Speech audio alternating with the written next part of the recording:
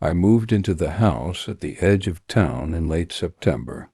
It was one of those old, single-story places with cracked paint, warped floorboards, and a sagging roof that looked like it might collapse any day. The rent was cheap enough that I didn't care. I was already juggling classes and a part-time night shift at the diner. A place like this, quiet and isolated, seemed perfect. Too perfect, maybe. The landlord was a gruff man in his 60s who showed me around in a hurry. "Last guy couldn't take the quiet," he said, shrugging as if it explained everything. I didn't ask for details. I wasn't superstitious. I just wanted a roof over my head. The first week was uneventful. The house creaked and groaned in ways I assumed were normal for its age. I slept late, cooked small dinners, watched a few episodes of whatever I could stream, and went to work. It was routine, predictable, and safe until the first night I heard it. I woke up to a faint scratching sound.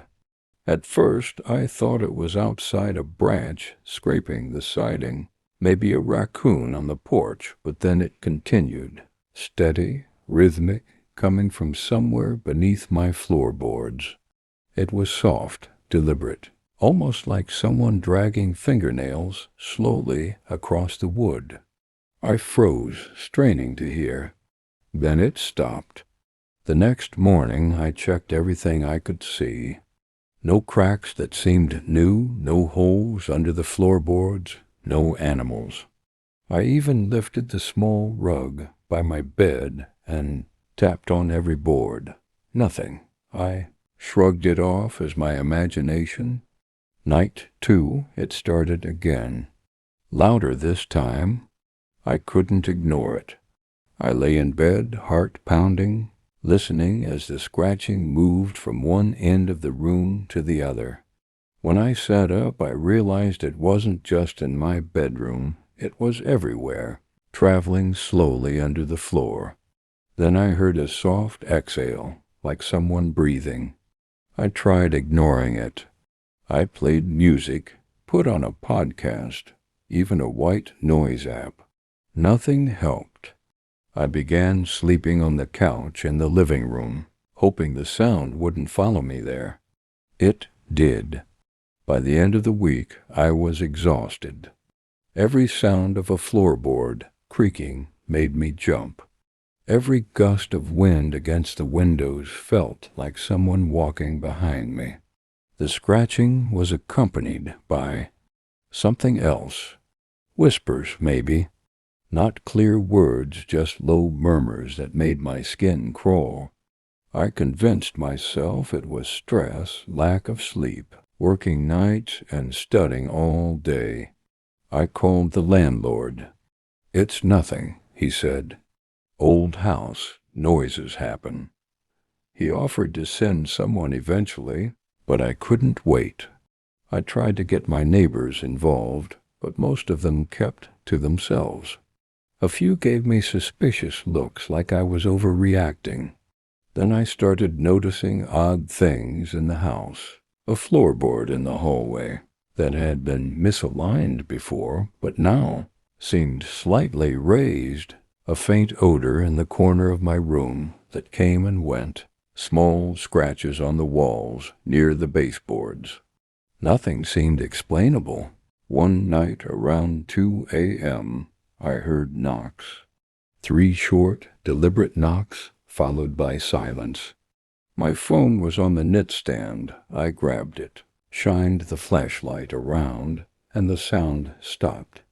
I sat there trembling for an hour, trying to convince myself it was the wind or an animal, but I knew better. It was too intentional. The next day, I searched the entire house again. Then I noticed something I hadn't before, a faint outline in the closet of the hallway, behind a few hanging coats. A square section of wood, old screws, half hidden. I had never seen it mentioned in the lease or the walkthrough. My heart skipped a beat.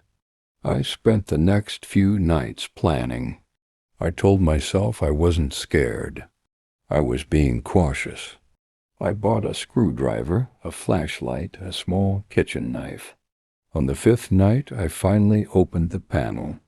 It revealed a narrow passage, hidden behind the wall, coated in dust and cobwebs.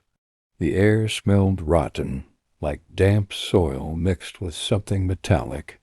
I lowered myself in, crawling carefully. The passage was tight, but I could move. My flashlight flickered, catching shapes in the dirt scratch marks along the walls, hundreds of them. At first, I thought they were just damage from age, but they were too precise. Someone had been here. Deeper in, I found a door small, old, barely functional. I pried it open. The smell hit me first, a mixture of mold, rot, and unwashed human sweat. Inside, the room was furnished like a crude living space. A thin mattress on the dirt floor, a rusted can of beans, a bottle half full of urine. Someone had been living here, and then I heard it a slow exhale.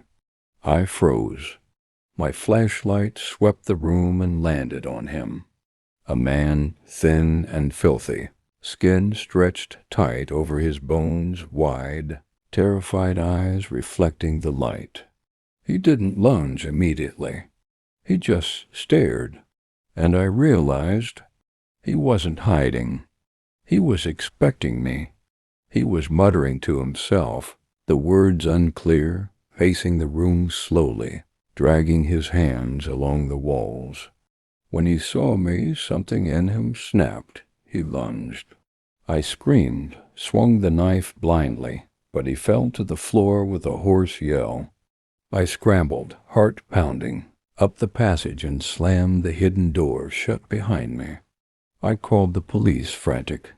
They arrived minutes later, shining lights and calling for backup.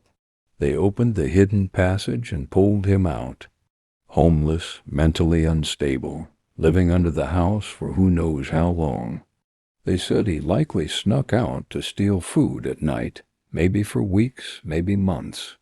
The whispering, the scratching, it had all been him, living inches below my feet. I moved out the next day, leaving the house and everything behind. But I still hear it sometimes when I close my eyes at night. A faint scratching, almost in rhythm with my heartbeat, as if someone is still down there, listening. I don't tell anyone this part. They won't understand. Maybe they'll think I'm paranoid. But I know what I heard. I know what I felt. And I know that, for months, I had been sharing a floor with a man living beneath it, waiting, watching. Even now, sometimes when I'm alone in a quiet apartment, I swear I can feel it, the subtle vibrations under my feet, the faint exhale that isn't mine, the scratching that I'll never forget. And I'll never rent another old house on the edge of town again.